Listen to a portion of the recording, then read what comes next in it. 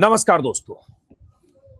Iran पर अमेरिकी और इजरायली हमले के 48 घंटे से ज्यादा हो चुके हैं।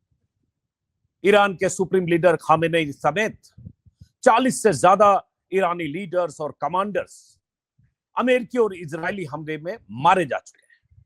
कहें तो उनका कत्ल किया जा चुका है। अब पूरी दुनिया और दुनिया भर के सैन्य और कूटनीतिक विशेषज्ञ इस सवाल का जवाब तलाशने में जुटे हैं कि ईरान अमेरिका और इजरायल के सामने कब तक टिकेगा, कब तक लड़ेगा, कब तक टिकेगा। यह इसलिए क्योंकि ईरान को जबरदस्त नुकसान हुआ है सुप्रीम लीडर और उनके कमांडर्स की मौत की शक्ल में। लेकिन बीती रात जिस तरह की तस्वीरें आई इजरायल के अलग अलग इलाकों से, जेरूसलम से, मिडिल ईस्ट के अलग अलग देशों से, कि ईरानी मिसाइलें लगातार बरस रही हैं। कुछ स्क्रीन पर तस्वीरें आप देखेंगे। इजरायल में जबरदस्त तबाही हुई है। पूरी रात 10-10, 20-20 की तादाद में मिसाइलें इजरायली शहरों पर गिरती रही, बरसती रही। शोर शराबा, चीख पुकार, तबाही, और जो शेल्टर बने होते हैं इजरायल में, वहां शरण लेते लोगों की भगदड़ दिखती रही। सड़कों पर एम्बुलेंस की कतारें लगी थी। बड़ी बड़ी बिल्डिंगों पर तबाही के निशान ईरानी मिसाइलें छोड़कर वहां इस बात का सबूत ईरानी दे रहे हैं कि किसी भी सूरत में झुकने को तैयार नहीं, पीछे हटने को तैयार नहीं। अमेरिका की तरफ से, ट्रंप की तरफ से न्यूयॉर्क टाइम्स से एक इंटरव्यू में कहा गया कि ये लड़ाई, ये जंग 4 से 5 हफ्ते चलेगी। लेकिन साथ में ये भी कि इजरायल और अमेरिका लगातार ईरानी ठिकानों पर, मिलिट्री एस्टेब्लिशमेंट पर, रिवोल्यूशनरी गार्ड्स के ठिकानों पर, मिसाइल प्रोडक्शन के ठिकानों पर हमले कर रहा है। एक खबर आई जिसमें दावा किया गया कि ईरान पर 2000 से ज्यादा बम गिरे हैं। 1000 से ज्यादा ठिकानों पर, ईरान के ठिकानों पर अमेरिका और इजरायल की तरफ से हमले हुए। जब मैं वीडियो रिकॉर्ड कर रहा हूं तब खबर यह भी आई कि इजरायल ने लेबनान के बेरूत समेत अलग अलग इलाकों में हमले किए हैं क्योंकि हिजबुल्लाह ने इजरायली फोर्सेज पर अटैक किया था। तो अब यह लड़ाई कहां जाकर थमेगी, रुकेगी या लंबा चलेगा, और क्या कुछ हो सकता है, इसको समझने के लिए फिर से, चूंकि ये लड़ाई अभी जिस रास्ते पर जा रही है इसका अंजाम बहुत बुरा हो सकता है। तरह तरह के अनुमान और आकलन है। हमारे साथ 2 खास मेहमान हैं जिनसे पहले भी आपने हमारे YouTube चैनल पर देखा सुना होगा, जिन्हें संजय कुमार जो अरब न्यूज के इंडिया करस्पॉन्डेंट हैं, धनंजय त्रिपाठी जो प्रोफेसर हैं, मिडिल ईस्ट के बारे में खास उनकी गहरी दिलचस्पी है। सबसे पहले संजय, आपके पास ही बहुत सारी तस्वीरें मैं दिखा रहा हूं, 48-50 घंटे लगभग हो गए। देखिए हाँ। अब सिचुएशन से बहुत लोगों को ये लगता था कि जो खमेनेई के मरने के बाद ईरान सरेंडर कर देगा और ईरान जो भी बोल रहा है वो शायद गिदड़ भभकी हो, वो सही में वो ट्रांसलेट नहीं कर सके उस रियलिटी को कि वो अटैक करेगा। बट पिछले 24 घंटे में ये देखने को मिला है कि ईरान ने बहुत इंटेंसिव अटैक किया है इजराइल पे, और जो खबरें आ रही है कम से कम 10 लोग तो मारे गए हैं। और ये भी हमें पता चला है कि इजराइल ने लोगों को बोला है, मीडिया को बोला है कि आप संयम बरते, और उस पे सेंसर लगा दिया है कि आप यहाँ से कोई भी इंफॉर्मेशन विदाउट परमिशन लीक नहीं करेंगे। तो इजराइल को अंदर में डैमेज ज्यादा होगा, इसलिए वो सेंसर कर रहे हैं। दूसरी खबर ये भी है कि अमेरिकन बेड़ा पे जो अटैक हुआ उसमें 3-4 अमेरिकन सोल्जर्स भी मारे गए हैं, और वो भी एक मेजर डैमेज है। प्लस दुबई और दूसरे जो शहर है मिडिल ईस्ट के वो इम्पैक्टेड हो रहे हैं, और एज ए रिजल्ट आप समझिए मिडिल ईस्ट के बहुत सारे एयरपोर्ट्स बंद हैं, हजारों लोग फंसे हुए हैं, और सारा इकोनॉमिक एक्टिविटीज बंद हो गया है। पूरा जो सेंसेक्स है वो डाउन चला जा रहा है, और ऑयल प्राइसेस जो लग रहा है कि ऑयल प्राइसेस अब जो $80 एक बैरल था वो बढ़कर 100 से ऊपर क्रॉस कर जाएगा। तो कहीं भी एक सुखद समाचार नहीं है। उधर ट्रंप ने एक इंटरव्यू दिया है न्यूयॉर्क टाइम्स को, उसमें उन्होंने बताया कि युद्ध 4-5 सप्ताह तक जा सकता है। इसका मतलब साफ है कि अमेरिका और इजराइल दोनों जान रहे हैं कि ईरान के पास वो क्षमता है और वो सस्टेन करेंगे वो लड़ाई और दिनों तक। दूसरी बात, जो ट्रंप से पूछा गया कि आपका फ्यूचर प्लान ऑफ एक्शन क्या है, तो ट्रंप ने कोई क्लैरिटी के साथ नहीं बोला। उन्होंने कहा कि जो हम वेनेजुएला मॉडल अडॉप्ट करेंगे, लीडरशिप को हटा देंगे और सेकंड रंग ऑफ लीडरशिप को वो ले आएंगे और वो चलाएंगे, जो इजराइल जो ईरान में फिट कहीं से नहीं बैठता। दूसरी तरफ वो उन्होंने बोला कि जो खुमैनी के जाने के बाद उनके लेफ्टिनेंट से हम बातचीत करेंगे और वो उनसे उनसे हम उनको मना लेंगे और उनको करेंगे कोशिश उससे बातचीत करने का। सो क्लैरिटी नहीं है। जहां भी आप देखेंगे कि जो ट्रम्प के इंटरव्यू में कहीं भी क्लैरिटी नहीं है कि फ्यूचर कोर्स ऑफ एक्शन क्या होगा। और जहां तक जो ईरान की जो सोच है, ईरान ये जानता है कि ये लड़ाई वो जीतने के लिए नहीं लड़ रहा है, ये लड़ाई सर्वाइवल के लिए लड़ रहा है, वो ये लड़ाई जिंदा रहने के लिए लड़ रहा है। और वो जानता है कि इस लड़ाई में अगर जितना इकोनॉमिक कॉस्ट ज्यादा होगा, अमेरिका उतना उस प्रेशर में आएगा। तो ये है कि अभी देखिए पूरा इकोनॉमिक कॉस्ट अमेरिका को और वेस्टर्न वर्ल्ड को बहुत ज्यादा हो रहा है और होने जा रहा है। स्ट्रेट ऑफ हॉर्मुज बंद है, जिससे 20% ऑयल सप्लाई होता है दुनिया को, और पर्टिकुलरली एशिया को, इंडिया को 60% ऑयल उधर से ही आता है, जापान को 90% जाता है, और भी दुनिया के मुल्क में जाता है। तो इतना बड़ा आर्थिक नुकसान, प्लस आप देखिए हजारों लोग नॉट ओनली मिडिल ईस्ट, पूरे दुनिया में फंसे हुए जो या तो मिडिल ईस्ट आना चाहते हैं या बाहर निकलना चाहते हैं, और वो वहां पे ट्रांजिट है। बहुत सारे फ्लाइट्स दुबई से होकर दुनिया के दूसरे जगहों पे जाते हैं और वो फंसे हुए हैं।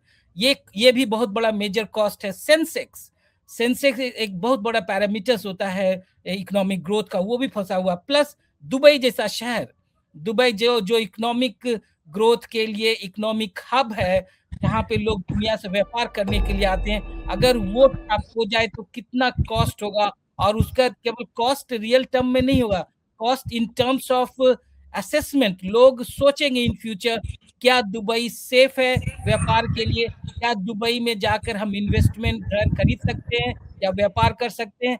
तो बहुत बड़ा डैमेज है ये जो ईरान इन्फ्लिक्ट कर रहा है, वो जान रहा है। जबकि एक चीज और डेवलपमेंट हुआ जो मैं बोलना भूल गया, कि जो गल्फ कंट्रीज के जीसीसी कंट्रीज के फॉरेन मिनिस्टर्स की ऑनलाइन मीटिंग हुई थी, जिसमें उन्होंने सब लोगों ने ये जताया कि हम एक साथ मिलकर रहेंगे और ईरान के इस अटैक को झेलेंगे और उसको हम रिटेलिएट करेंगे।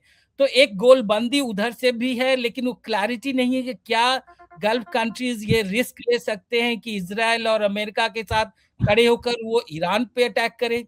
ये बहुत बड़ा रिस्क है जो वो लेना नहीं चाहेंगे, और जो मेरे ख्याल से ये एक सिंबॉलिक होगा, क्योंकि उनके लिए भी एक एग्जिस्टेंशियल क्राइसिस है। ईरान इस पूरे युद्ध में ऑफ कोर्स आप एक आइसोलेशन की तरफ जरूर चला जाएगा गल्फ कंट्रीज में, लेकिन एट द सेम टाइम अभी दुनिया भर में ईरान के प्रति सिंपैथी है। मुस्लिम वर्ल्ड में बहुत स्ट्रॉन्ग सिंपैथी है क्रॉस सेक्टेरियन लाइंस। सुन्नी शिया डिवाइड को में नहीं आ रहे लोग, सब लोग साथ आके एक्सप्रेस कर रहे हैं सिंपैथी, सपोर्ट फॉर ईरान। इस सिचुएशन में गल्फ कंट्रीज के पास ऑप्शंस लिमिटेड है। वो एक तरफ कुआं दूसरे तरफ खाई वाली स्थिति उनके लिए बन गई। उन्होंने एक कॉम्प्रोमाइज्ड राजनीति हमेशा से किया है, और उसका भुगतान अभी वो पे कर रहे हैं, और उसका उनको they are paying the cost. ये सिंपल है। तो एक सिचुएशन कॉम्प्लिकेटेड है, कहीं क्लैरिटी नहीं दिख रहा है। और ईरान, मेरे ख्याल से ईरान के पास ऑप्शन बातचीत का शुरू करने का नहीं है, क्योंकि उन्होंने अमेरिका और इजराइल ने वो ऑप्शन छोड़ा नहीं। तो मेरे ख्याल से ये बातचीत करने का ऑप्शन अमेरिका या वेस्टर्न वर्ल्ड से ही आएगा। और इंडिया इसमें भी फंसा हुआ है, क्योंकि इंडिया में अगर तेल महंगा आता है तो यहाँ पे इन्फ्लेशन और भी दूसरे क्राइसिस हो जाएंगे। प्लस इंडिया को सबसे ज्यादा जो रिपैट्रिएशन, जो फॉरेन मनी करेंसी आता है, वो आता है मिडिल ईस्ट से। तो अगर मिडिल ईस्ट में क्राइसिस है, इकोनॉमिक क्राइसिस है, तो वो इतना बहुत बड़ा इकोनॉमिक नुकसान है इंडिया को। आपको याद होगा कि इंडिया ने यूएई के साथ सेपा किया, कॉम्प्रिहेंसिव इकोनॉमिक पार्टनरशिप एग्रीमेंट किया हुआ है। उसके बाद ओमान के साथ किया है, और भी दूसरे मुल्कों के साथ है। जो की कोशिश है कि एक अमेरिका के जो टैरिफ को काटने के लिए उन्होंने इन मुल्कों से एग्रीमेंट किया था, फ्री ट्रेड एग्रीमेंट। अगर वही मुल्क, अब ये रीजन डिस्टर्ब हो जाता है, तो इंडिया जो न्यूट्रलाइज करने की कोशिश कर रहा था अमेरिका के टैरिफ को, वो सक्सेसफुल नहीं होगा। तो इंडिया के लिए भी सिचुएशन अच्छा नहीं है। यही वजह है कि मेरे ख्याल से प्राइम मिनिस्टर मोदी ने यूएई के प्रेसिडेंट से बात की है और कंडेम किया है ईरानी अटैक को। इंटरेस्टिंगली उन्होंने कंडेम नहीं किया खमैनी के मौत को, उन्होंने कंडेम किया ईरानी अटैक यूएई को। और उन्होंने जी, चलिए इंडिया के जो शीर्ष पुरुष हैं प्रधानमंत्री मोदी, उनका तो इसमें उनकी आलोचना हो रही है क्योंकि अभी इजराइल विजिट करके आया और उसके बाद अटैक हुआ। और जो ईरान, जो भारत का परंपरागत तौर पर दशकों पुराना जो भारत का करीबी अलाय रहा है, उसमें ईरान में जिस तरह से हमले हुए और खामेनेई की किलिंग हुई, दरअसल उसके बाद भी यहाँ चुप्पी है। सही आपने कहा, यूएई को कॉल किया जाना और ईरानी हमले पर कंसर्न जताना एक पल में। लेकिन धनंजय जी, मैं एक बार फिर से देखिए, वारफेयर में जो देश इंगेज होते हैं वो अपने अपने ढंग से अपनी अपनी तस्वीरें या अपनी बढ़त की खबरें मीडिया में देते हैं। जैसे अमेरिका की तरफ से भी वीडियो जारी हो रहा है कि किस तरह से इजराइल को नुकसान हुआ, किस तरह से लगातार बमबारी हो रही है, किस तरह से उनके मिलिट्री एस्टेब्लिशमेंट को पूरी तरह से जमींदोज किया गया। और दूसरी तरफ ईरान की तरफ से भी तस्वीरें आ रही है, जो आज ईरान की तरफ से जारी की गई है कि उनके हथियार और मिसाइल पावर वो कैसे टनल में सब सैकड़ों हजारों की तादाद में। ये तो चलिए नुमाइश है, लेकिन स्ट्रेंथ के पॉइंट ऑफ व्यू से देखें तो ईरान रात भर ईरान ने मिसाइलें दागी है इजराइल के शहरों पर, वो तबाही भी हुई है वैसे मिडिल ईस्ट में। लेकिन क्या ये लंबा टिकने वाला आपको लगता है? अगर ट्रंप कह रहे 4 से 5 हफ्ते, मतलब 4 से 5 हफ्ते तक तो अमेरिका तैयार है। देखिए, लंबा टिकने वाला है या नहीं है, ये डिपेंड करता है कि अमेरिका और इजराइल क्या टर्न लेते हैं। यूरोपियन देश भी इसके अंदर अभी आ गए, जर्मनी, फ्रांस और यूके ने भी कहा है कि वो समर्थन में उतरेंगे, क्योंकि एक बड़ी चीज है जो मिडिल ईस्ट की, जो हमें इकोनॉमिक्स को समझना पड़ेगा। दुबई को मेजर हब की तरह डेवलप किया वर्ल्ड ने, कि वहां से तमाम सारे ट्रांजैक्शंस, वहां से फ्लाइट्स, अगर आप देखें तो इंटरनेशनल हब है सिंगापुर, दुबई, ये तमाम जगह, टर्की।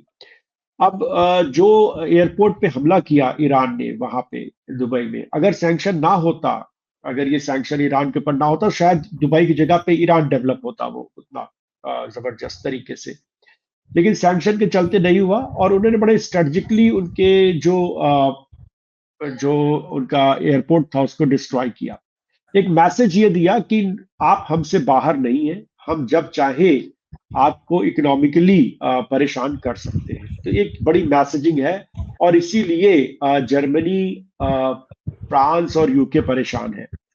दूसरा देखिए, उन्होंने इजराइल को भी कहते आयरन ड्रोम वगैरह है, सब है, लेकिन इतनी मिसाइलें फेंकी है कि उससे भी बच के इजराइल के अंदर भी हमला हो गया, जो अपने आप को कहता था कि हम कुछ नहीं करेंगे। एयर स्पेस में हमारा कोई मुकाबला नहीं है। हालांकि वो तो जून में, पिछले साल जून में जब 12 दिन चला तभी एयर स्पेस की धज्जियां उड़ गई, एयर डिफेंस की, माफ करिए, एयर डिफेंस की धज्जियां, डेविड स्लिंग और आयरन डोम, सबकी धज्जियां पिछले जून में ही उड़ गई थी।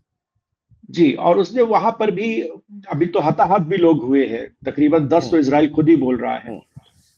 30 से ज्यादा लोग बहुत गंभीर रूप से जख्मी है। उसने और भी जो यूएस बेसेस है पूरे मिडिल ईस्ट के अंदर, उसमें भी हमला किया है। तो ईरान ने भी ये एक जबरदस्त सिग्नल दिया है कि वो पीछे तो नहीं हटेगा, फाइट बैक करेगा। और अगर आपको कुछ भी करना, देखिए एक तो है कि जो लग रहा था कि खमैनी के डेथ के बाद कि ईरान के अंदर एक बड़ा कुछ झटका लगेगा, कुछ चीजें होगी, दो चीज उन्होंने कर ली। एक तो 40 दिन का शोक घोषित करके पूरे देश को कल्चरली, पॉलिटिकली यूनाइट किया अपने पीछे। एक ये बहुत महत्वपूर्ण बात है कि जो रजीम के लिए विद्रोह भी था या जो प्रॉब्लम्स भी थी, आज की 40 दिन फिलहाल इसमें कोई कुछ बोलने वाला नहीं है। दूसरी, जो आप अमेरिका जो बोल रहा है कम से कम 4 से 5 हफ्ते लगेंगे, वो 40 दिन वाला उनमें है कि एक बहुत ही सॉलिडली वो बैकिंग है इस रजीम की, जो भी रजीम अभी है। दूसरा है कि रजीम उनकी खत्म नहीं हुई, एक गए, उन्होंने पूरा सेटअप तैयार करके रखा था कि हम जाएंगे, हमारा सक्सेशन कौन होगा, तो लोग वहां पे इनको पूरा कमांड कंट्रोल है।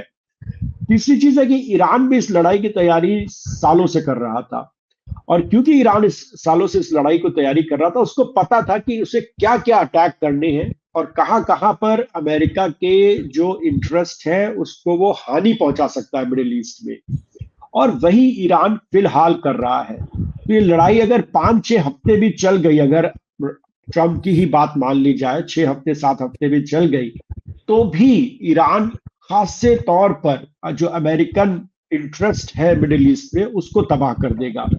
वो उसने उसका क्लियर साइन दे दिया है। अब इसमें एक और चीज बची है कि क्या गल्फ कंट्रीज भी इस लड़ाई में उतरेंगे। देखिए, गल्फ कंट्रीज का ऑलरेडी जो सिक्योरिटी एंगल है वो अमेरिका के हाथ में है। अमेरिका ही उनको सिक्योरिटी प्रोवाइड करता रहा है, यूरोपियन कंट्रीज उनको सिक्योरिटी प्रोवाइड करते रहे हैं। तो अमेरिका अगर उनके साथ लड़ रहा है या अमेरिका उनके लिए लड़ रहा है, तो ऑलरेडी वो इस वॉर में है। मतलब ये एक अलग बात है कि आप थोड़ा डायरेक्टली इन्वॉल्व हो जाएंगे, अपनी सेना अपने यहाँ से मिसाइल दागेंगे, लेकिन जो अमेरिका मिसाइलें या जो भी सिस्टम यूज कर रहा है वो तो मिडिल ईस्ट के अंदर से यूज कर रहा है। तो ये कहना कि वो इस वॉर में नहीं है, अगर वो इस वॉर में ना होते तो वो अमेरिका को कम से कम ये कह सकते थे कि आप हमारे एयर स्पेस को यूज मत कीजिए ईरान को अटैक करने के लिए, आप हमारे जो आपके बेसिस है वो हमने आपको अपनी सुरक्षा के लिए दे रखा है, आप हमारे एक देश पे अटैक मत करिए हमारे बेसिस को यूज करके, हमारे टेरिटरी को यूज करके।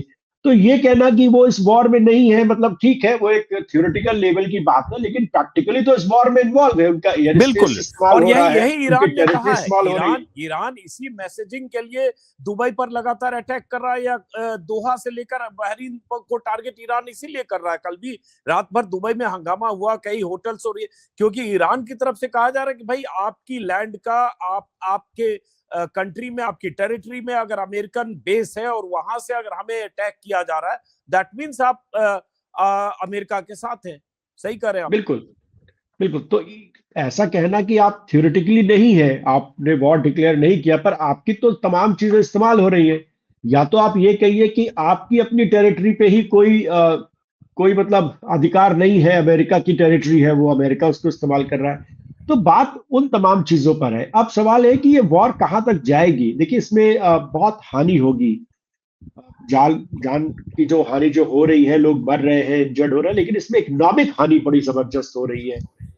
संजय अभी बता रहे थे, देखिए भारत के संदर्भ में देखिए, आपने 2-3 दिनों से एयर इंडिया ने अपनी सारी रीजनल उड़ानें बंद कर दी है, इंडिगो की सारी रीजनल उड़ानें बंद हो गई है। यही घाटा कितने करोड़ों में हो रहा होगा पर घंटे, दिन की तो बात छोड़ दीजिए, घंटों में यह घाटा बढ़ रहा होगा। सारे एयर स्पेसेस बंद है, कितनी सारी फ्लाइट्स पूरी दुनिया की प्रभावित है। दुबई जैसा शहर में पूरे तरीके से अफरा तफरी मची हुई है। तो ये जो तमाम चीजें ईरान कर रहा है, ये भी एक प्रेशर है कि आप भी हमसे नेगोशिएट करिए। मेरे ख्याल से नेगोशिएशन ही अंत है, लेकिन अगर ये लड़ाई बहुत दिनों तक चली तो खासा नुकसान होगा। और मैं जो अपनी पहली बात कर रहा था आपके ही प्रोग्राम में और भी प्रोग्राम्स में, कि रजीम चेंज फिलहाल इम्पॉसिबल सा दिखता है ईरान के संदर्भ में, क्योंकि मुझे नहीं लगता कि अमेरिका के अंदर वो काबिलियत है कि वहां जाकर के वो एक रजीम बदल करके एक प्रो अमेरिकन रजीम वो स्थापित कर पाएंगे। मेरे ख्याल से बड़ा ही बचकाने तरीके का डिसीजन ट्रंप का है ये, और इसका खामियाजा काफी देश भुगत रहे हैं, गल्फ के कंट्रीज इंक्लूडिंग। अब जैसे बात की भारत के संदर्भ में, जिसका जिक्र संजय ने कल भी किया था, आज भी कर रहे हैं, जैसे आपने फ्लाइट कैंसिलेशन की बात की ना, तो आज का ही डेटा ये है कि भारत से ही इंटरनेशनल कैंसिलेशन और 400 के आसपास है। 400 फ्लाइट्स कैंसिल हुई है। 28 तारीख को लगभग 410 फ्लाइट कैंसिल हुई है। तो इतना कैंसिलेशन हो रही है, फ्लाइट्स की कैंसिलेशन है, और उसके बाद तेल की कीमतों के बढ़ने का जो खतरा है, स्ट्रेट ऑफ हॉर्मुज, उसकी खबरें लगातार आ रही है। तो अब सवाल उठता है कि भारत की तरफ से सन्नाटा और चुप्पी, खामेनेई की किलिंग, देखिए खामेनेई की मौत कहें, लेकिन दरअसल वो किलिंग है, टारगेटेड किलिंग है, किसी दूसरे कंट्री के संप्रभु देश के मुखिया की किलिंग है, उनके सुप्रीम लीडर की किलिंग है, उनके कमांडर्स की किलिंग है, और प्रॉपर खुफिया या इंटेलिजेंस जानकारी के आधार पर। कल ही एनवाईटी ने खबर छापी कि किस तरह से सीआईए खामेनेई की दिनचर्या, उनका रूटीन, उनका सब कुछ ट्रैक कर रहा था, और किस तरह से पहले रात को अटैक होना था, लेकिन सीआईए की तरफ से जब पुख्ता जानकारी मिली कि हाँ बैठक खामेनेई करने वाले हैं, उनके कमांडर्स या उनके लीडर्स होंगे, तो टारगेटेड ढंग से वहां बॉम्बिंग की गई। ये सब होने के बाद भारत की चुप्पी क्यों है? ये मजबूरी इतनी क्यों है? हालांकि हम लोग समझ रहे हैं, लेकिन फिर भी। अजीत जी, इसका कोई जवाब ही नहीं है मेरे पास आपके इस प्रश्न का, क्योंकि ये मेरे लिए भी एक बड़ा प्रश्न है। खामोशी क्यों है? खामोशी होनी नहीं चाहिए, क्योंकि देखिए आप दो बातें हैं। एक तो चलिए ये जंग है जो भी इसमें हो रहा है, दूसरा है कि भारत ने अपने आप को प्रोजेक्ट कैसे किया, हमारी फॉरेन पॉलिसी क्या इतिहास एक है कि हम एक गुट निरपेक्ष देश के तौर पे जाने गए। हमने बाद में थोड़ी लिबरल इकोनॉमी किया, उसमें बदले, लेकिन अभी भी प्रधानमंत्री मोदी को ही देखिए, वो अपने आप को ग्लोबल साउथ का लीडर कहते हैं कि हम, जब उन्होंने यहाँ पर G20 किया था, इतने बड़े तौर पे उस आयोजन को किया और अपने आप को लीडर बताने की कोशिश की और कहा कि चाइना लीडर नहीं है, हम लीडर है ग्लोबल साउथ का। तो एक मैसेजिंग भी होती है फॉरेन पॉलिसी में कि जब आप एक स्टेटमेंट देते हैं तो आप तमाम स्मॉल स्टेट्स को भी ये मैसेज देते हैं कि देखिए अगर आपकी सॉवरेनिटी को कोई वायलेट करेगा तो भारत जैसा देश उसके साथ खड़ा रहेगा। मॉरली, मतलब आप खड़ा क्या, आप तो वहां सेना वगैरह नहीं भेजेंगे, लेकिन एक मॉरल पोजिशनिंग भी होती है। अब चाइना को देखिए, भारत के विपरीत चाइना का अच्छा खासा इन्वेस्टमेंट इसराइल के अंदर है। इसराइल के कुछ पोर्ट्स ऐसे हैं जो जहाँ पे पूरी तरीके से चाइना उसको चलाता है, लेकिन उसके बावजूद भी चाइना का पुरजोर इसके अंदर जो स्टेटमेंट्स आए हैं, चाइना ने क्रिटिसाइज किया है, खमैनी के डेथ को क्रिटिसाइज किया है, कंडोलेंसेस दिया है। उसके विपरीत भारत ने यूएई से बात की, इजराइल से बात की, लेकिन कोई स्टेटमेंट ईरान के ऊपर नहीं दिया। तो ये बड़ा डिपार्चर है हमारी अपनी खुद की स्टेटेड पोजीशन से, जो उसमें हम ये कहते हैं कि हम ग्लोबल साउथ के लीडर हैं। आप कैसे लीडर है कि एक सॉवरेनिटी वायलेट हो रही है एक देश की, आपके तमाम प्रॉब्लम्स हो सकते हैं, लेकिन ईरान आपका, देखिए ईरान आपका कोई एनिमी स्टेट नहीं था। आपने छाबहार में इतने सारे इन्वेस्टमेंट करके रखे हुए, आप उस पोर्ट का इस्तेमाल करना चाहते थे अफगानिस्तान पहुंचने के लिए, सेंट्रल एशिया पहुंचने के लिए। आप कहते थे कि ग्वादार पोर्ट का टक्कर है हमारा चाबहार पोर्ट, हम उसको यूज करेंगे और उसके थ्रू हम पाकिस्तान को, आपके पाकिस्तान की जो रणनीति थी उसमें भी ईरान का एक मतलब था। तो ये काफी अचंभित करने वाली बात है कि 48 से भी ज्यादा घंटे बीत चुके हैं और किसी भी तरह का स्टेटमेंट ईरान के ऊपर नहीं आना। मैं ये नहीं कह रहा हूं कि आप कुछ क्रिटिसिज्म ही करें, लेकिन एक सॉलिडारिटी भी एक्सप्रेस करने की बात होती है कि आप ये तो कहें कि कम से कम हमें खेद है या हम ईरान की जनता के साथ इस दुख की घड़ी में खड़े हुए हैं। मतलब एक उस तरीके का एक जो कॉस्मेटिक स्टेटमेंट भी है भारत की तरफ से नहीं आना, ये चिंता की विषय इसलिए है क्योंकि जो आपकी ग्लोबल साउथ में स्टैंडिंग है, आज इसको भले ना दिखे, लेकिन ये लॉन्ग टर्म में भारत को दिखेगा कि ग्लोबल साउथ के देश जो कि वेस्टर्न पावर्स से काफी शंकित रहते हैं, क्योंकि देखिए ये उनकी मार्केट्स लेते हैं, उनके ऊपर प्रेशर डालते हैं, और जब हम कहते हैं ग्लोबल साउथ की वॉइस है तो वो सॉलिडारिटी की बात करते हैं। तो अगर एक ग्लोबल साउथ देश के ऊपर इतना बड़ा हमला हो रहा है, उनके सबसे बड़े जो उनके नेता है उनको मार दिया गया है, उस पर भी अगर हम कुछ ना बोले तो ये पोजिशनिंग इंटरनेशनल रिलेशन में भारत की तरफ से गलत जाएगी। और हमारी जो ग्लोबल साउथ की जो स्टैंडिंग है, या तो हम कहें कि हम इजराइल और अमेरिका के एक्सेस में साथ में हैं और हम वो करेंगे, हम भी वही करेंगे, ये एक पोजीशन हो सकती है। फिर आप ठीक है, आप अपने आप को बिल्कुल डीलिंग कर लें ग्लोबल साउथ और ये तमाम चीजों से कि हम एक independent foreign policy, strategic autonomy जो हम भारत बोलता रहा है। देखिए आपने रशिया के मामले पे थोड़ा कॉम्प्रोमाइज करते देखिए ट्रेड डील पे, उसके पहले हमारे विदेश मंत्री स्ट्रेटेजिक ऑटोनॉमी की बात करते थे। जब भी रशियन ऑयल की बात होती थी कि आप क्यों खरीद रहे हैं, वो पुरजोर तरीके से बोलते थे कि हमारी स्ट्रेटेजिक ऑटोनॉमी, हम चाहे जिससे जो चाहे खरीदे, आप बोलने वाले कोई नहीं है। बिल्कुल सही पोजीशन है, लेकिन उस पर भी आपने थोड़ा पीछे हटे, और इस मसले में भी पीछे हटने का अर्थ यह है कि दुनिया आपको देखेगी, आप भले उसको कहे ना कहे कि आप इजराइल अमेरिका एक्सिस का पार्ट है। तो मेरे ख्याल से ये भारत की इंटरनेशनल जो इमेज है आज तक आपने जो बना के रखी है, उस पर एक प्रश्न चिन्ह तो डेफिनेटली लगाता है।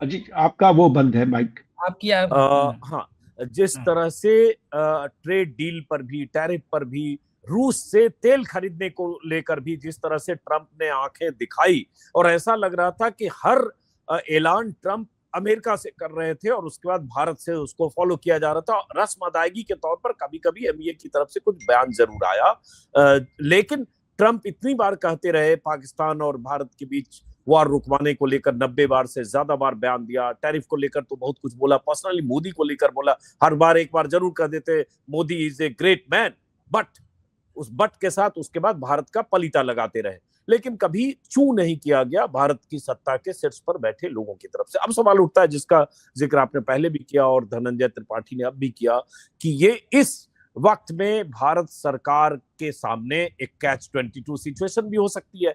मोदी जी इजराइल होकर आए, नेतन्याहू की इजराइल की संसद में मोदी मोदी के नारे लगवा कर आए, उसकी प्लानिंग कैसे हुई, क्या हुई, मैं नहीं जानता, लेकिन वहां की संसद में मोदी मोदी के नारे लगे। अमेरिका में जो हुआ आपने देखा। तो ये चुप्पी की व्याख्या क्या है कि आप अमेरिका के इतने दबाव में हैं कि अमेरिका जो कुछ भी कर रहा है उस पर आप प्रतिक्रिया देने की स्थिति में, भारत जैसा इतना बड़ा, दुनिया का सबसे बड़ा डेमोक्रेटिक मुल्क नहीं है।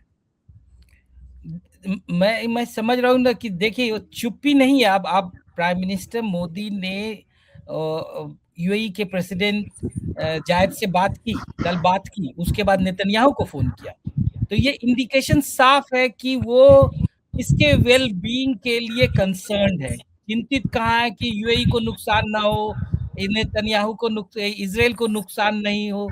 जबकि खमेनी की मौत की खबर 12 घंटे पहले आ चुकी है, उस पर भारत सरकार ने, वो राष्ट्राध्यक्ष थे, खमेनी कोई रिलीजियस लीडर और कोई मस्जिद के हेड नहीं थे।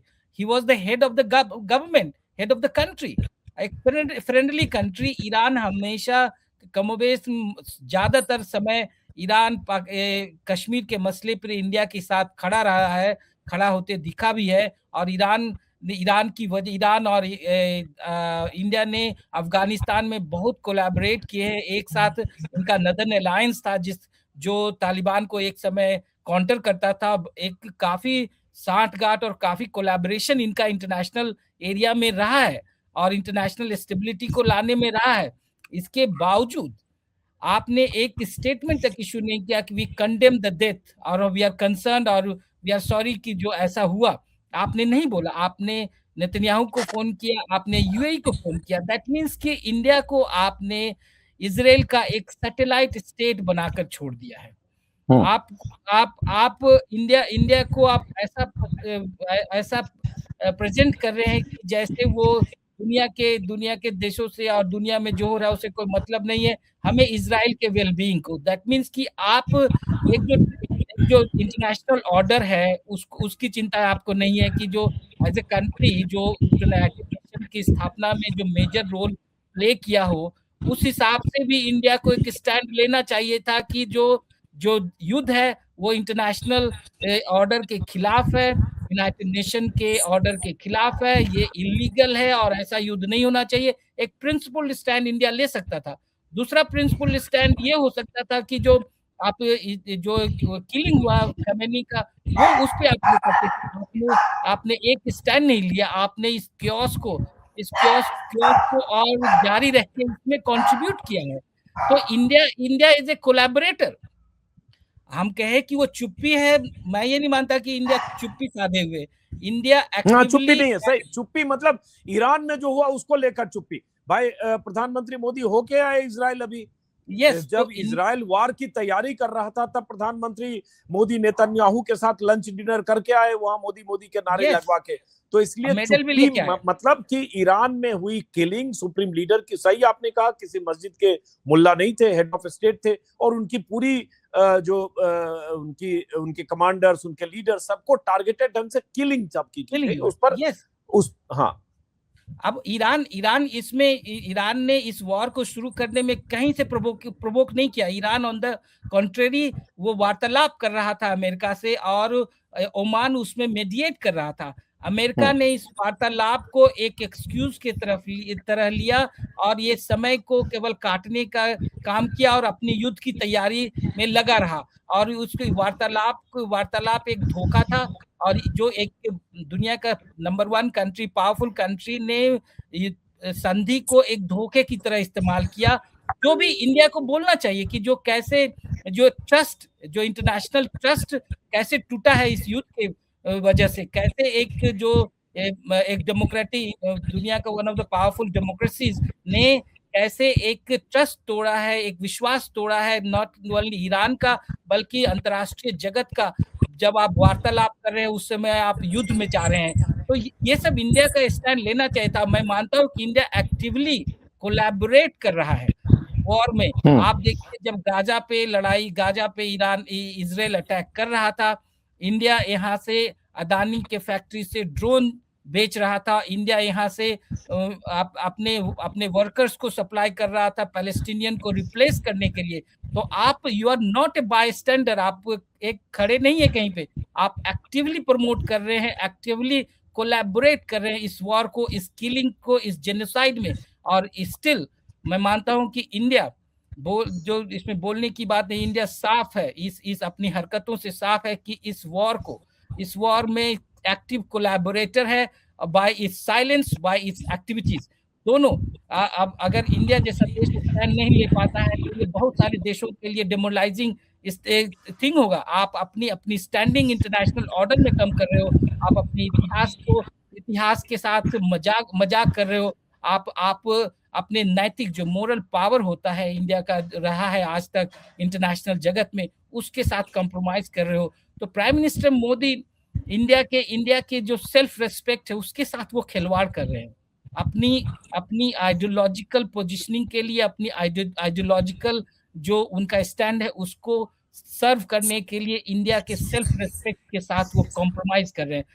This is clear thing. आप देखिए विपक्ष, इंडिया का जो भी विपक्ष है सबने स्टैंड लिया, कांग्रेस के जितने बड़े लीडर हैं सबने स्टैंड लिया और क्लियरली बोला कि ये डिस्पिकेबल है, ये गलत है, जो भी हुआ वो घृणित है जो अमेरिका ने किया। क्या कांग्रेस पार्टी इस सरकार नहीं चलाई, इस इंडिया को चलाई है? 45 साल कांग्रेस इस देश को चलाया है, क्या उनको समझ नहीं है इस देश को चलाने का? तो आपकी क्या मजबूरी है कि आप दुनिया जब इस इतने बड़े क्राइसिस से गुजर रहा है सेकेंड वर्ल्ड वॉर के बाद, आप कोई स्टैंड लेने के लिए तैयार नहीं है? इतिहास किस लिए लोगों को याद करता है? इतिहास इसलिए याद किया जाता है कि आप कहाँ खड़े हैं उस जंग में, उस लड़ाई में। अब इंडिया को कैसे याद करेगा इतिहास कि आप कायर थे, आप कॉम्प्रोमाइज थे, कि आप में वो कुवत नहीं थी कि एक प्रिंसिपल्ड और एक स्टैंड ले सके। प्राइम मिनिस्टर मोदी इंडिया की औकात को डिमिनिश कर रहे हैं। ये बहुत तल्ख आपने प्रतिक्रिया दी संजय कुमार। ये सच है कि दुनिया के इतने बड़े लोकतांत्रिक देश की चुप्पी, ईरान में वहां के सुप्रीम लीडर समेत 40 या 50 जितने भी कमांडर और लीडर्स थे, उनकी किलिंग के बाद ये चुप्पी, इसके साथ ये सवाल कि आखिर ऐसी क्या मजबूरी है। तो इस मजबूरी को कोई डिकोड नहीं कर सकता है, मोदी की मजबूरी को, क्योंकि हमें आज तक ये भी किसी को समझ में नहीं आया कि भारत और पाकिस्तान के बीच जो जंग थी, उस जंग में उसको रोकने का या सीज फायर का ऐलान अमेरिका ने क्यों किया, जेडी वांस ने क्यों किया, और लगातार किया और करते रहे, 90 बार करते रहे, लेकिन यहाँ रस्म अदायगी के तौर पर छिटपुट कुछ बयान आए, मोदी जी ने मुंह नहीं खोला। तो ये मजबूरी, ये चुप्पी, सही करें, इतिहास में ये दर्ज हो रहा है। गुट निरपेक्ष शब्द का इस्तेमाल किया धनंजय त्रिपाठी ने। ये सब तो नेहरू के जमाने की बातें हैं, उनको चिढ़ नेहरू से है, उनको उस समय की नीतियों से है। तो ये तो एक नए वर्ल्ड ऑर्डर के साथ प्रधानमंत्री मोदी जी जो सब यहाँ भले भी सुगुरु कहें, लेकिन वहां जो एक जिद्दी तानाशाह अमेरिका में बैठा हुआ है, उसके साथ कदम ताल करते हुए लगता है मोदी मजबूर है कि ट्रंप के हर फैसले के साथ, हर ऐलान के साथ चाहे अनचाहे अलाइन होने के लिए। और यही वजह है कि वेनेजुएला का मुद्दा हो या रसिया से, आपने अगर रसिया से तेल लिया तो हम टैरिफ इतना लगा देंगे, उस ऐलान पर भी यहाँ चुप्पी होती है, रस्म अदायगी बयान की होती है। यही माना जाए नए वर्ल्ड ऑर्डर में मोदी जी ट्रंप के साथ हैं, कहीं बोलकर कहीं बिना बोले। देखिए ट्रंप के साथ मतलब मेरा इसमें एक प्रॉब्लम ये है कि ट्रम्प के साथ अगर आप हैं तो आपको अमेरिका के साथ, मतलब क्या आप अमेरिका के साथ है या एक व्यक्ति के साथ है ट्रम्प के साथ, क्योंकि अमेरिका में भी ट्रम्प की इस नहीं, पॉलिसी को अमेरिका लेके मैं विरोध। इसलिए ट्रम्प के साथ बोला क्योंकि अमेरिका में भी तो वहां बहुत बड़ी तादाद में वहां की जी जनता, पब्लिक और अपोजिशन सब तो वहां निंदा कर रहे हैं। कोई नहीं इसको बिल्कुल जस्टिफाई कर रहा है बिल्कुल ट्रम्प के इस फैसले को। बिल्कुल, तो वो एक प्रॉब्लमेटिक पोजीशन है। और देखिए, जब मैं थोड़ा और पीछे जाना चाहूंगा, जब रशिया ने अटैक किया यूक्रेन पे, तो भारत ने उस अटैक का भी, हमारी स्ट्रेटेजिक पार्टनरशिप है, तमाम चीजें हैं, हमने पुरजोर तरीके से, लोग एक्सपेक्ट कर रहे थे कि हम बहुत बढ़ चढ़ के विरोध करेंगे, लेकिन एक स्टेटमेंट इशू करके हमने ये कहा था, मिनिस्ट्री ऑफ एक्सटर्नल अफेयर्स का स्टेटमेंट है कि सॉवरेंटी का वायलेशन नहीं होना चाहिए, इंटरनेशनल लॉ को रिस्पेक्ट करना चाहिए। ये एक, देखिए, एक बहुत ही कॉस्मेटिक टाइप का एक स्टेटमेंट होता है, जो आप कभी भी ऐसे कुछ अटैक होते हैं तो आप उस पे ये बोलते हैं। आपने तालिबान के मुद्दे पर भी बोला, जब पाकिस्तान ने अटैक किया अफगानिस्तान पे, कि सॉवरेंटी का वायलेशन हो रहा है। तो यहाँ पर क्या सॉवरेंटी का वायलेशन नहीं हो रहा है? क्या ईरान ने ये युद्ध पहले शुरू किया? क्या ईरान ने पहले यूएई पे या इजराइल पे या अमेरिकी जो भी वहां पर ठिकाने हैं उन पे हमला करना शुरू किया? पहला अटैक तो इनकी तरफ से हुआ, इजराइल और यूएस की तरफ से। तो क्या ये सॉवरेंटी का वायलेशन नहीं है? और अगर नहीं है तो आप ईरान को किस तरह का देश समझते हैं? कि आप ईरान को और तालिबान के समय अफगानिस्तान को एक ही उसमें रख के देख रहे हैं? तो देखिए, काफी सारे प्रश्न हैं इस इंडिया की इस चुप्पी के ऊपर, जो लोगों को पूछने चाहिए। आप भले ही ये कहें कि चलिए कभी कदार ईरान ने कश्मीर के मसले पर थोड़े इधर उधर के बयान दिए हैं, लेकिन आप ओवरऑल देखिए तो ईरान के साथ आपकी एक पार्टनरशिप रही है। मैं थोड़ा और पीछे जाना चाहूंगा, जिसमें एक समय यह भी था कि ईरान से हमने ऑयल और गैस खरीदने के लिए भी पहल की थी, और हमने इनफैक्ट मोदी सरकार का भी एक जो ऑयल को हम अपने डाइवर्सिफाई करने की बात कर रहे थे, उसमें ईरान का एक नाम हमेशा से रहा है कि हम यहाँ से भी गैस और ऑयल खरीद सकते हैं। अमेरिका के सैंक्शन के बावजूद हमने ये बातें कही थी। अमेरिका और पूरे यूरोपियन कंट्रीज हमारे विरोध में खड़े हुए थे कि आप रशिया से ऑयल क्यों खरीद रहे हैं, लेकिन हम खरीदते रहे थे जब तक ट्रंप नहीं आए। और देखिए, ट्रंप ने भी ऐसा नहीं है कि कोई दोस्ती निभाई हो। उन्होंने 25% आप पे टैरिफ लगाया, चलिए वो सब पे लगा रहे थे, लेकिन आप पे 25% उन्होंने पेनाल्टी लगाई। देखिए, अगर आप दोस्त थे, या आप सब पे टैरिफ लगा रहे हैं, इंडिया पे भी टैरिफ लगाए, मेरे समझ में आता है, लेकिन पेनाल्टी लगाया। और उन्होंने यही नहीं, उन्होंने धमकी दी कि ये 500% आप टैरिफ कर देंगे अगर भारत ने ऑयल खरीदना बंद नहीं किया तो। दूसरी चीज, कई बार अपने बयानों में उन्होंने कहा है कि ये जंग उन्होंने रुकवाई, और वो खासे नाराज है कि उनके दोस्त ने इसका जो क्रेडिट है वो उनको नहीं दिया है। तो ये सब उनके पब्लिक बयान्स है, ये कोई लुकी छुपी बातें नहीं है। तो ऐसे में अगर आप, ठीक है, आपका इजराइल के साथ हो सकता है एक स्ट्रेटेजिक संबंध हो, लेकिन जो वायलेशन ऑफ सॉवरेंटी है ईरान की, वो एक प्रिंसिपल पोजीशन है। मतलब इसमें कोई आपको बहुत आइडियोलॉजिकल या कोई बहुत सोचने समझने की बातें नहीं है। आप वो पोजीशंस ले सकते हैं, और इसमें अगर आप ये भी पोजीशन नहीं लेते हैं कि वॉयलेशन ऑफ सॉवरेंटी है, killing of a national leader is condemnable, अगर आप ये सब पोजीशन पे नहीं लेते तो डेफिनेटली एक मैसेजिंग आप ये दे रहे हैं कि आप इजराइल और यूएस के साथ खड़े हुए हैं।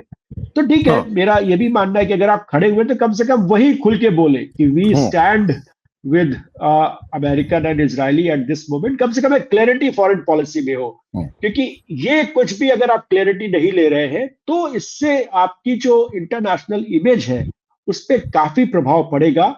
और देखिए, ऑपरेशन सिंदूर के समय में कम से कम आपको साफ साफ ये समझ में आ जाना चाहिए कि दुनिया में तमाम जो ताकतें थी, चाहे वो वेस्टर्न वर्ल्ड हो चाहे अमेरिकन हो, वो खुल के आपके साथ नहीं खड़े हुए थे, और उसमें आपको एक डेलीगेशन भेजना पड़ा लोगों को अपनी पोजीशन समझाने के लिए। ग्लोबल साउथ के देश भी आपके साथ खड़े हुए नहीं दिखे ऑपरेशन सिंदूर के समय में। और अगर ये लड़ाई इजराइल और अमेरिका की टेररिज्म के खिलाफ है, न्यूक्लियर वेपन के खिलाफ है, तो पाकिस्तान के खिलाफ क्यों नहीं है? फिर तो एक बड़ा प्रश्न ये भी खड़ा होता है कि भाई उनके पास भी न्यूक्लियर वेपन है, टेररिस्ट जो इंडिया में आ रहे हैं वो तो पाकिस्तान से आ रहे हैं, उस पे ट्रंप की क्या पोजीशन है? क्या ट्रंप आसिम मुनीर जो उनको कहते हैं ग्रेट जर्नल है, क्या वो आसिम मुनीर को बोलेंगे कि यहाँ पे जो आपके आतंकवादी है उनको बंद करो? तो ये नहीं, तमाम सारे प्रश्न, मुनीर को तो लंच डिनर पे ट्रंप बुलाते हैं भाई, मुनीर से तो दोस्ताना निभाते हैं। तो वही एक प्रश्न है कि क्या ट्रंप जो पोजीशन ईरान के संदर्भ में ले रहे हैं वही पोजीशन पाकिस्तान के संदर्भ में भी लेंगे? क्या उनकी प्रिंसिपल पोजीशन होगी? तो ये काफी सारी चिंताजनक बातें हैं विदेश नीति पे भारत की, जो मेरे ख्याल से भले ही अभी तो लड़ाई चल रही है, कोई कुछ बोल नहीं रहा, लेकिन वॉच लोग डेफिनेटली कर रहे हैं भारत की इस पोजीशन को। तो मेरा ये मानना है कि अगर आप, चलिए आप नहीं ले रहे तो कम से कम ये पोजीशन ले कि हम इजराइल और अमेरिका के साथ खड़े हैं इसमें, और हम ईरान के साथ नहीं खड़े। ये भी पोजीशन है, क्लैरिटी होनी चाहिए। भारत की पोजीशन में यह है कि कोई क्लैरिटी ही नहीं है। आप लुका छुपी तौर से कुछ बोल रहे हैं जिसका आपने छोड़ दिया है कि जिसको जो चाहे वो इंटरप्रेट कर ले। मेरे ख्याल से भारत जैसे देश, जिसको हम कहते हैं कि हम विश्व गुरु के mother of democracy, mother of democracy कहते हैं आप, हाँ, उसका पोजीशन ना लेना एक प्रॉब्लमैटिक पॉइंट है। ताकि मैं ये समझता हूं कि पोजीशन भारत को लेना चाहिए इस और या उस। Closing remark Sanjay. देखिए, पोजीशन लेना चाहिए। आप जैसे पोजीशन अभी जो भी दिखता लग रहा है, देखा हुआ, आप ऐसे लोगों के साथ खड़े हैं जो जिनोसाइड में इन्वॉल्व हैं, जो इतना बड़ा नरसंहार करके इन्वॉल्व है, और दुनिया के ज्यादातर देश उनको इग्नोर करते हैं, उनसे दूरी बनाकर चलते हैं, वो अछूत है। इंटरनेशनल कोर्ट ऑफ जस्टिस उनको ढूंढ रही है। ज्यादातर देश वो जाएंगे तो गिरफ्तार हो जाएंगे। आप उनके यहाँ जाकर उनको झप्पी लगाते हैं, उनके पार्लियामेंट में आप भाषण देते हैं, फिर कोई ऐसा मेडल भी लेकर आ जाते हैं, और कि जो दिखाने के लिए वो मेडल आपके लिए ऑनर की बात नहीं, इंडिया के लिए डिसऑनर की बात है। एक स्टैंड, प्रिंसिपल स्टैंड हम तो चाहते हैं कि जो इंडिया का जो अपना इतिहास रहा है उस इतिहास के साथ चले, एक सिविलाइजेशनल कनेक्ट रहा है पर्शियन वर्ल्ड के साथ, उस वर्ल्ड को, उस कनेक्ट को ऑनर करें, हम ये चाहते हैं। बिकॉज सी द इंडिया, आप वॉर में शामिल नहीं है, लेकिन है अमेरिका के इस कनक से आप बुरी तरह से इम्पैक्टेड है, बोथ इकोनॉमिकली, पॉलिटिकली और सेक्टेरियन वाइज ऑल्सो। अगर सेक्टेरियन कॉन्फ्लिक्ट हो जाते हैं, वहां पे रेडिकलाइजेशन मिडिल ईस्ट में बढ़ते हैं, इंडिया इम्पैक्टेड होगा। आपके यहाँ इतनी बड़ी माइनॉरिटीज हैं, इतनी बड़ी आबादी है, और तो इम्पैक्टेड होंगे आप। दूसरे इकोनॉमिकली आप, सवाल ही नहीं उठता कि आप इम्पैक्टेड नहीं होंगे। तेल का दाम बढ़ेगा, इन्फ्लेशन यहाँ बढ़ेगा, मिडिल ईस्ट डिस्टर्ब रहेगा, तो आपके जो 90 लाख से 1 करोड़ लोग वहां पे रहते हैं वो डिस्टर्ब होंगे। कितनी फैमिलीज इंडिया में डिपेंडेंट हैं, वो डिस्टर्ब होंगे। इकोनॉमी हमारा डिपेंडेंट होगा। राजनीतिक रूप से आप आइसोलेशन में चले जाएंगे। आप अगर आप इजराइल के साथ खड़े हैं तो बहुत सारे लोग आपको ट्रस्ट नहीं करेंगे। आप ब्रिक्स के मेंबर हैं, एससीओ के मेंबर्स हैं, जो ईरान भी है एज ए मल्टीलैटरल पार्टनर, आपको वो उस लिहाज से भी उनको उनके साथ खड़े होना चाहिए। कम से कम उनके साथ खड़े होते हुए दिखना चाहिए, जो आप नहीं कर रहे हैं। ब्रिक्स का कभी ख्याल है जून में ईरान जरूर इन्वाइटेड होगा, क्या आप ईरान को इन्वाइट नहीं करेंगे? अमेरिकन और इजरायली प्रेशर में बहुत सारे सवाल हैं जो भारत सरकार को और जो भारत को रूल कर रहे हैं उनको देना पड़ेगा। आखिर में सबसे बड़ा सवाल यही है कि किसी देश की संप्रभुता पर अगर अमेरिका या इजराइल हमला करता है, वहां के सुप्रीम लीडर समेत वहां के 3 दर्जन कमांडर्स और लीडर्स की किलिंग करता है, तो क्या भारत जैसे डेमोक्रेटिक देश को, जिसके प्रधानमंत्री विश्वगुरु होने की तरफ अग्रसर हैं, जो बार बार मदर ऑफ डेमोक्रेसी का नारा देते हैं, जिक्र करते हैं, क्या निंदा तक नहीं कर सकते कि संप्रभुता पर इस तरह का हमले को भारत स्वीकार नहीं करता या भारत स्वीकृति नहीं देता?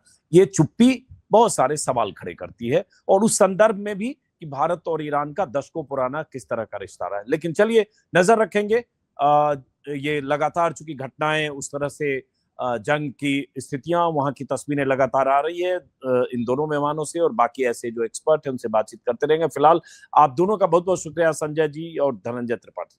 नमस्कार। Thank you. नमस्कार।